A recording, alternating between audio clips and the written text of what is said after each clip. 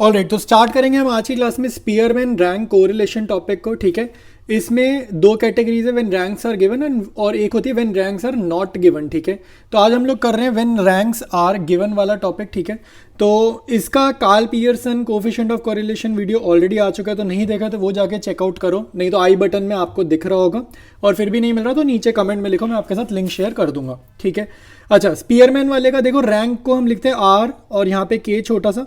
ठीक है, और इसका फॉर्मूला है 1 - 6, ये जो आपको ई जैसा दिख रहा है इसको बोलते हैं summation 6 summation D square divided by n cube minus n। ठीक है, एक एक चीज़ समझाऊंगा अभी, कौन सी चीज़ d है, कौन सी चीज़ n है, क्या है, सारा कुछ है। और ये जो आपको दिख रहा है समेशन, इसको बोलते हैं समेशन, और कुछ बुक्स में इसको सिग्मा भी बोल देते हैं। ठीक है, इसी सिंबल को हम लोग समेशन या सिग्मा बोल देते हैं, और इसका मीनिंग होता है टोटल करना, ऐड करना, ठीक है, प्लस करना। ठीक है, तो ये साइन हो गया हमारे पास। अब देखो आगे देखते हैं क्या क्या चीज़ें हमारे को गिवन है। तो सबसे पहले देखो, मैं आपको थोड़ा सा मीनिंग बताना चाहता हूँ, तो मीनिंग समझ लेते हैं, फिर सीधा हम न्यूमेरिकल्स करेंगे। तो एक यहाँ पे हमारे को टर्म गिवन है बुक में, perfect positive rank correlation. Perfect positive मतलब आपका जो आंसर आएगा वो +1 आएगा। तो इसको एक एग्जांपल से समझते हैं कि +1 आंसर का क्या मीनिंग है। मान लो आपने क्वेश्चन सॉल्व किया, आपका आंसर है +1, इसका क्या मीनिंग है। तो ये एग्जांपल है, जैसे रैंक दी है, जैसे मान लो आपने कोई शो देखा होगा, टीवी शो देखते हैं, सिंगिंग का शो देखा, तो जजेस ने रैंक दी है, 4 सिंगर्स है, फॉर एग्जांपल 4 सिंगर ने अपना गाना गाया, तो कैंडिडेट ए को रैंक 1 दी जज 1 ने, पहले जज ने कैंडिडेट ए को रैंक दी फर्स्ट रैंक की, उसने सबसे अच्छा गाया। सेकेंड कैंडिडेट को रैंक 2 दे दी, थर्ड नंबर कैंडिडेट को रैंक 3 और फोर्थ नंबर कैंडिडेट को रैंक 4। अब उसी शो में अकेला जज नहीं था, एक जज और था।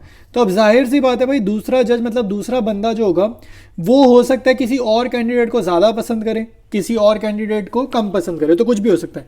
लेकिन हमारा जो एग्जाम्पल ये है कि फर्स्ट जज और सेकेंड जज ने ना सभी सिंगर्स को, सारे जो भी सिंगर्स थे सबको सेम रैंक मिली है। मतलब फर्स्ट जज और सेकंड जज के ओपिनियन में, इनके ओपिनियन में कुछ फ़र्क ही नहीं है।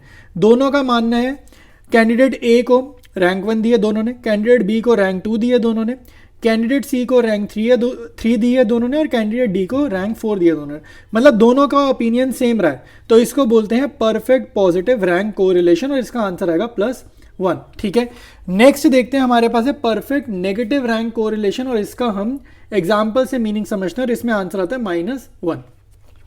देखो परफेक्ट नेगेटिव में आपका एग्जाम्पल है, सेम एग्जाम्पल लिए, मान लो सिंगर्स को जज 1 ने, पहले जज ने रैंकिंग दी 1 2 3 4, अब सेकंड जज का अपना ओपिनियन है, तो इसमें टोटली उल्टा ओपिनियन है। अगर आप ध्यान से देखो तो सेकंड जज को कैंडिडेट ए, पहला कैंडिडेट ए को उसने लास्ट रैंक दिया, रैंक 4 दिया, और इसी कैंडिडेट ए को फर्स्ट जज ने रैंक 1 दिया। मतलब एक जज कहता है कैंडिडेट ए बेस्ट सिंगर है, दूसरा जज कहता है कैंडिडेट ए वर्स्ट सिंगर है। मतलब दोनों का ओपिनियन बिल्कुल ही मैच नहीं कर रहा, एकदम रिवर्स है, उल्टा है। कैंडिडेट बी देखो, इसके अकॉर्डिंग सेकंड बेस्ट सिंगर है, इसके अकॉर्डिंग उल्टा है। ठीक है, ये कह रहे हैं थर्ड बेस्ट सिंगर है, टोटल 4 ही हैं। और कैंडिडेट सी देख रहे हो, अब यहाँ पे देखो 1 2 3 4, और इसकी उल्टी है 4 3 2 1। जब बिल्कुल ही उल्टी रैंकिंग हो, एक की इंक्रीजिंग ऑर्डर और दूसरे की डिक्रीजिंग, या एक की डिक्रीजिंग दूसरे की इंक्रीजिंग, बिल्कुल उल्टी रैंकिंग हो, तो इसको बोलते हैं negative, perfect negative rank correlation, और आंसर आएगा -1। ठीक है, तो ये थोड़ी सी एक थ्योरी थी जो मेरे को आपको बतानी ज़रूरी समझी मैंने। इसके बाद हम लोग करेंगे न्यूमेरिकल्स। देखो भाई, पहला क्वेश्चन है, कह रहे calculate स्पीयरमैन्स rank correlation of coefficient from the ranks given below. तो ये हमें ऑलरेडी रैंक्स हैं, ये आपको जो गिवन है ये ऑलरेडी रैंक्स दिए हैं, तो ये x है और एक y है। ठीक है, तो ये हमें रैंक्स की 2 सीरीज गिवन है, तो ये 2 1 4 3 5 7 ऐसी रैंडम रैंक्स हैं। आपको कुछ नहीं करना, आपने अपना सोल्यूशन स्टार्ट करना है। ठीक है, सोल्यूशन स्टार्ट करना है। पहले तो ये x और y को कॉपी करो। ठीक है, ये x और y के कॉलम को इन्होंने ये हॉरिजॉन्टली दिया, इसको आप वर्टिकली पहले तो क्या करेंगे, कॉपी करेंगे। ठीक है, तो इसको हम जस्ट कॉपी करते हैं, और ये जो है पहले वाले को मैं रैंक 1 मान लूँगा। ठीक है, दूसरे वाले को मैं R2 मान लूँगा, रैंक 2 मान लूँगा। ठीक है, तो ये रैंक 1 हो गया, R1 हो गया, और इसको R2 मान लिया। अभी मैं एक बार कॉपी पेस्ट कर लेता हूँ। देखो भाई, ये मैंने कॉपी पेस्ट कर लिया। ठीक है, आई थिंक आपको अब सारे कॉलम्स दिख रहे होंगे, ये मैंने कॉपी पेस्ट कर लिया है। तो अब थर्ड कॉलम बनाना है, ये तो मैंने क्वेश्चन उतारा है, थर्ड कॉलम बनाना है D। ठीक है, और D कॉलम होता है R1 - R2, रैंक 1 में से रैंक 2 को माइनस करो, D मतलब डिफरेंस लो, D मतलब डिफरेंस लो। ठीक है, तो 2 - 1 +1, 1 माइनस 3 -2। अच्छा, अब कोई बच्चा R2 माइनस R1 करना चाहे वो भी कर सकता है, क्योंकि इसके बाद हमने डी स्क्वायर बनाना है। तो बाद में जब स्क्वायर करोगे ना, तो कुछ भी है, माइनस है प्लस है कुछ भी है, वो पॉजिटिव ही होना है, स्क्वायर को यूज़ करना है फॉर्मूले में। तो आप R1 माइनस R2 करो या R2 माइनस R1 करो, बात एक ही है। तो मैं यहाँ पर R1 माइनस R2 करूँ। 4 में से 2 गया 2, 3 में से 4 गया -1, 5 में से 5 गया 0, 7 में से 6 गया 1, 6 माइनस 7 -1। लास्ट कॉलम आपका डी स्क्वायर है, तो ये इसका स्क्वायर 1 का स्क्वायर 1, याद रखना स्क्वायर करने पे पॉजिटिव आंसर आएगा हमेशा। -2 का स्क्वायर +4, 2 का स्क्वायर +4, -1 का स्क्वायर +1, 0 का स्क्वायर 0, 1 का स्क्वायर 1 और यहाँ पे 1 का स्क्वायर 1, ठीक है। फिर हमें फॉर्मूला जो आपको याद होगा, तो फॉर्मूले में आपको पता होगा हमें समेशन डी स्क्वायर चाहिए। समेशन डी स्क्वायर मतलब डी स्क्वायर के कॉलम को ऐड करो। तो 1 + 4 5, 5 + 4 9 + 1 10 और ये आपके पास 2 हैं, तो ये हो जाएगा 12, ठीक है। तो ये मेरे पास आ गया 12। अब मेरे को एक n जानना है, n। तो यहाँ पर आप n निकाल लो। n मतलब होता है नंबर ऑफ ऑब्जर्वेशंस, ठीक है, नंबर ऑफ आइटम्स। तो यहाँ पे कितनी रैंक्स गिवन है, आइटम में गिनो जरा, 1 2 3 4 5 6 और 7। मतलब आपको ये टोटल काउंटिंग करनी है कितनी आइटम्स गिवन है या कितनी रैंक्स गिवन है। तो ये 7 है, तो ये आपका हो जाएगा n, ठीक है। अब जस्ट हम फॉर्मूला लिखेंगे और यहाँ से हम n की वैल्यू उठाएंगे और यहाँ से समेशन डी स्क्वायर की वैल्यू उठाएंगे। ऑलराइट, तो मैंने यहाँ फॉर्मूला लिख लिया, जस्ट वैल्यू रिप्लेस करेंगे। ये फॉर्मूला आपके सामने, 1 की जगह 1, माइनस की जगह माइनस, 6 की जगह 6। अब देखो जब भी साइन मिसिंग हो तो मैथ्स में, ये है तो मैथ्स ही ना, फॉर्मूला सॉल्व कर रहे हैं, तो जब भी मैथ्स में साइन हो तो मल्टीप्लीकेशन मानते हैं, या डॉट हो तो मल्टीप्लीकेशन मानते हैं। तो 6 multiplied by summation D square, summation D square आपका 12, ठीक है, ये हमने ऊपर निकाला है, divided by n cube minus n क्या है 7, तो 7 का क्यूब माइनस 7, क्योंकि n की वैल्यू क्या है 7, तो यहाँ पर रिप्लेस कर देंगे, ठीक है।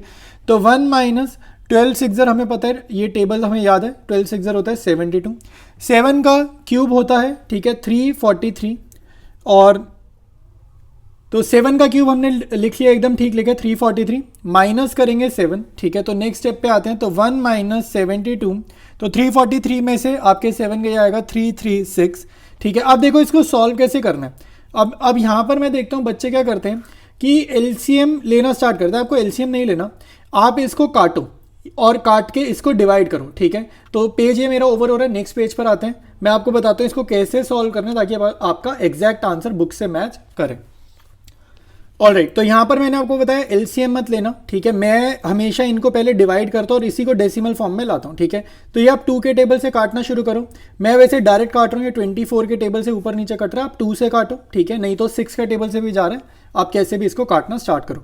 तो 24 3 = 24 मल्टीप्लाइड बाय 14, तो मेरे पास है 1 माइनस 3/14। अभी भी एलसीएम मत लेना, ठीक है, एलसीएम मत लेना। 3/14 को यहाँ पर हम साइड में ज़रा डिवाइड करते हैं नॉर्मल लॉन्ग डिवीजन मेथड से, जो हमने छोटी क्लासेस में सीखा। जो ऊपर है वो बॉक्स के नीचे और जो नीचे है वो बाहर।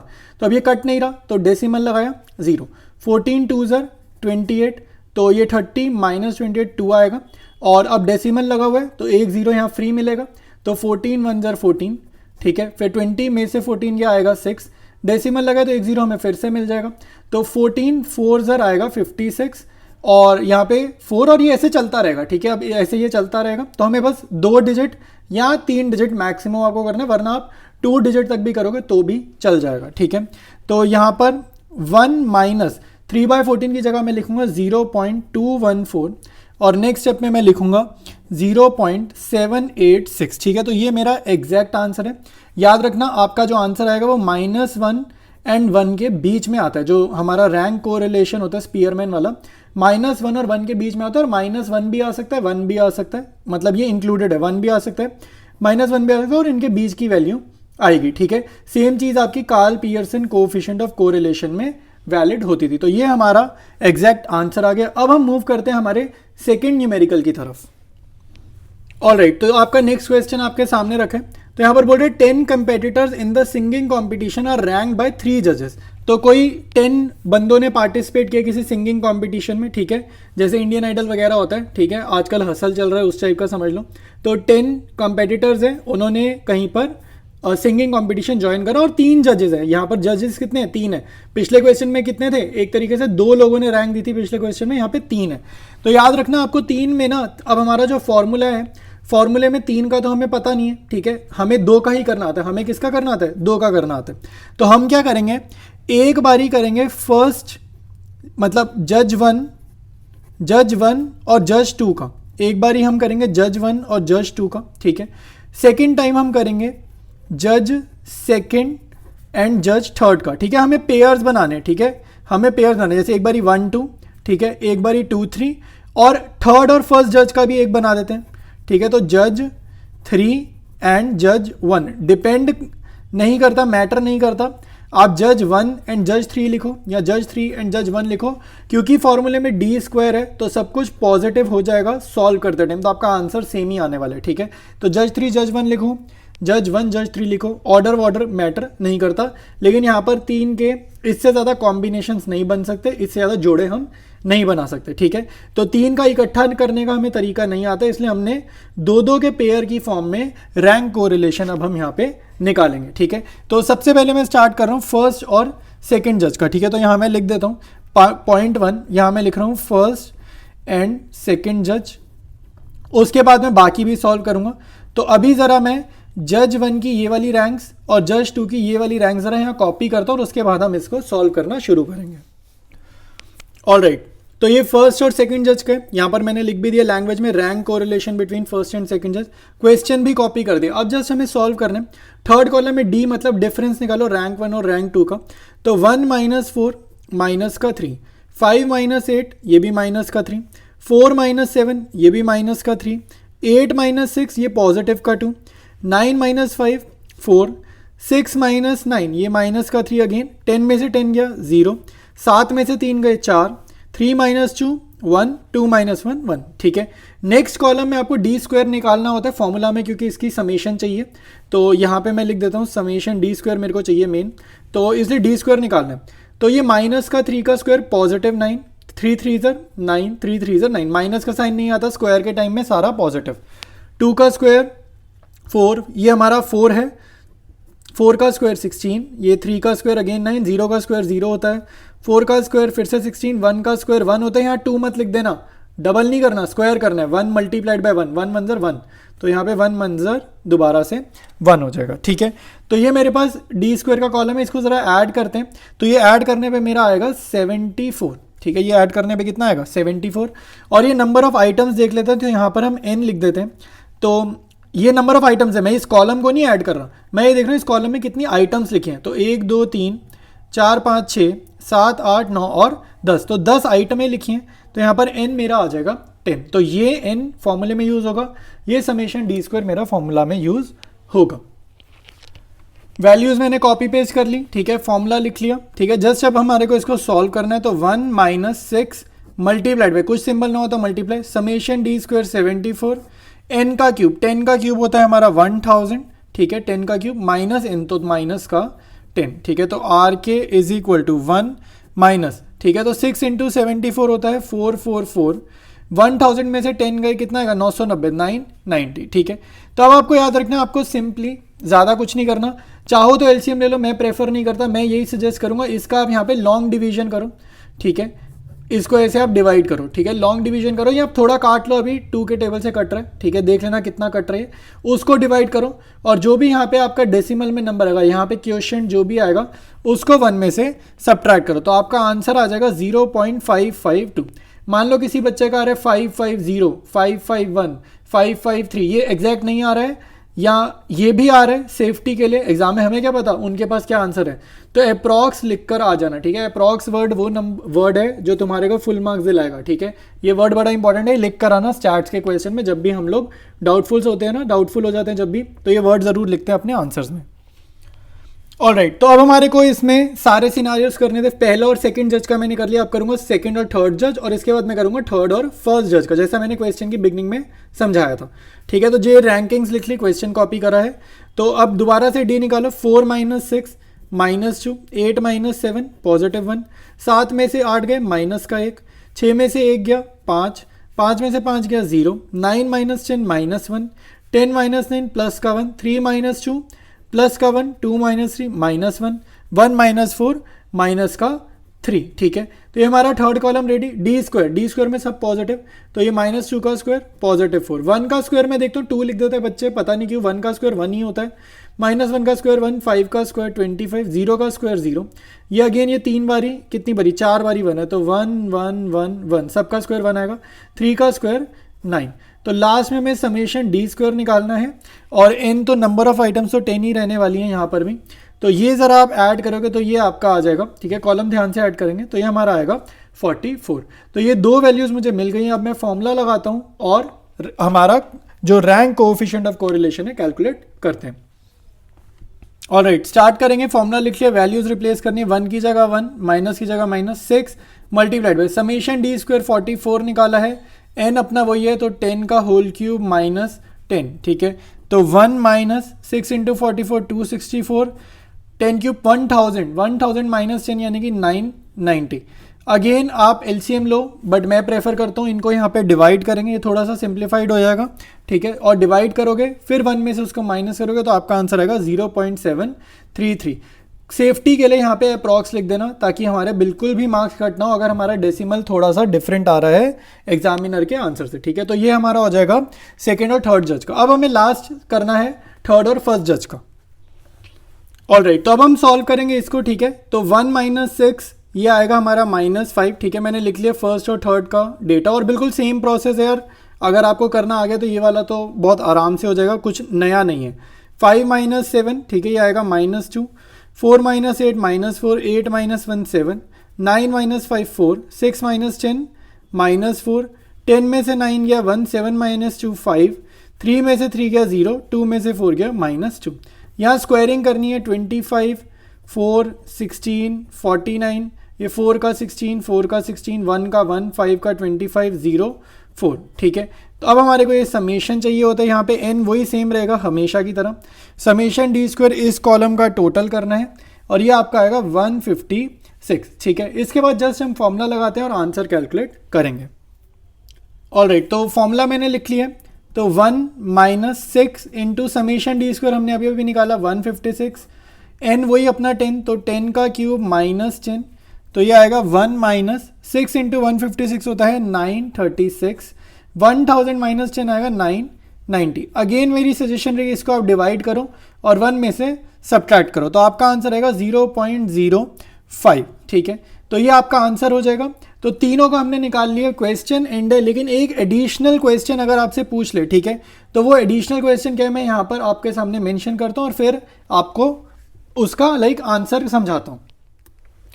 मान लेते हैं अब आपसे एक ऐसा क्वेश्चन पूछा, एडिशनल क्वेश्चन इसी वाले सवाल में पूछा जा रहा है और बोल रहा है use the rank correlation coefficient, मतलब जो काम हमने करा है स्पीयरमैन वाला, कह रहा है ये जो आपने कैलकुलेशंस करी हैं इसकी हेल्प से बताओ to discuss which pair of जजेस, पेयर मतलब जोड़ा मतलब 2, विच पेयर ऑफ जजेस have the nearest approach to common taste in singing competition.